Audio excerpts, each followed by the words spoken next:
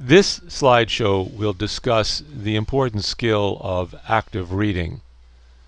If you're going to have an effective research paper, it's going to be based on secondary sources. And you need to be able to paraphrase and summarize those sources in ways that are accurate to what the author of those sources is trying to communicate. And that requires that you read actively. So what exactly is active reading? Well, it's paying attention to yourself as a reader. What kind of reader are you? And so as you read, can you watch yourself reading and try to figure out what your weaknesses are? And then can you work on those weaknesses? And of course, what are your strengths? And how can you make those strengths even better? So paying attention to your thoughts as you read is important. And one of the questions you want to ask yourself is, did I get what I just read? Did I understand it? And do I see how that piece relates to other pieces in the article? Am I starting to see and analyze the entire article as a whole? One way of helping you do that and become a better and more skilled reader is by annotating. And that means reading with a pen or a pencil in your hand and taking notes. Now there's two different kinds of notes that we're going to practice this semester. One is the subjective annotations, in which you will write down on the article or someplace in the column of the article, you record your thoughts, things that come into your mind as you read, such as, I don't understand that word, or I disagree with what this author is saying, or this reading reminds me of something else. This is what you're bringing into the reading. You're adding this into what the author is telling you.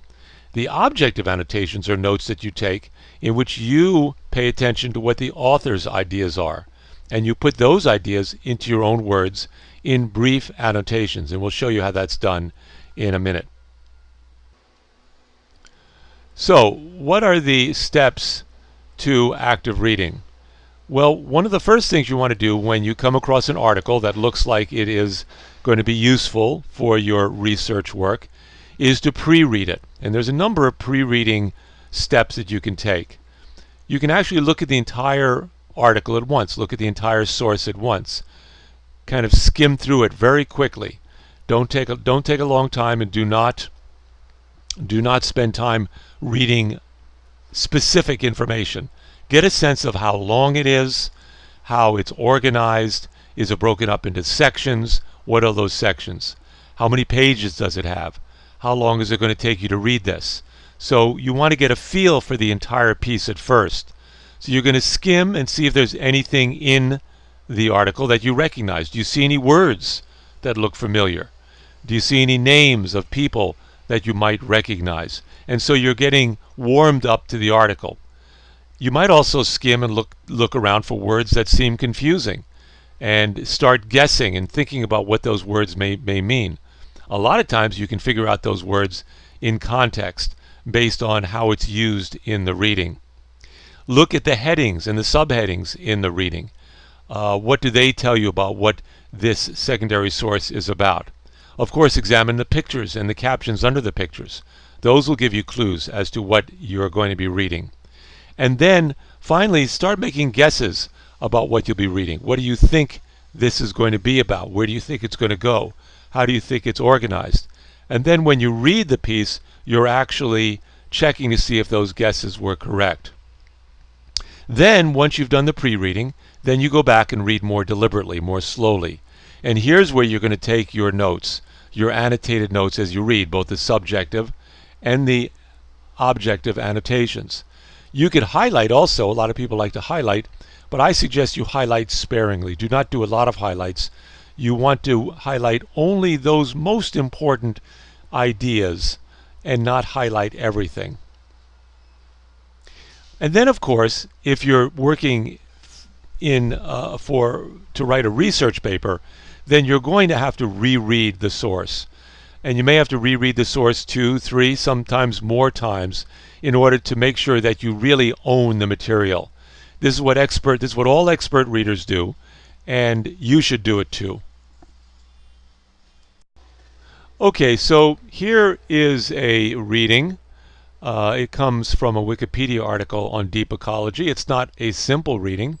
And what I'd like you to do is take a look at it, read through it, and you may not understand all of it, but then I'd like to demonstrate to you how you can annotate such an article using subjective and objective annotation. So at this point, you might want to pause the video, read this little selection on deep ecology, and when you're done, you can then start the video again, and we'll go to the next screen, which will explain how to annotate this article using subjective and objective annotations. So now you've read the selection. The selection is right here in the middle. This is the format we're going to be using for annotating our articles for the objective synthesis paper. Over here are subjective annotations. Notice these are questions the reader is asking herself about what she just read. So it says deep questions, deeper than what else? So there must be some confusion there. This is an idea that came up in the reader's mind as she was reading. Anthropocentric environmentalism. Is this defined right after it? Yes, I think it is. See, it's underlined. And so she went ahead and underlined what she thought was the definition of anthropocentric environmentalism. This, of course, is a discussion or thoughts that are going on in the reader's mind. Over here are the objective annotations, and these are very important, and here's where I'll want you to do most of your work. And here's where you break up the original, here's the original, and break it up into its smaller ideas. Notice that these ideas are little snippets, and they're not summaries. So according to this reader, this piece here defines deep ecology, and then part of that definition is that humans equal the rest of the environment. And deep ecology asks complex questions. For instance, how are humans one part of the entire environment? Where is their place in it? And then the final idea is that deep ecology is not human-centered, it's more holistic. It looks at all the parts as being important. So these are the 4 important ideas that came out of this piece, and here's the objective annotations. This is what the author was saying according to the reader.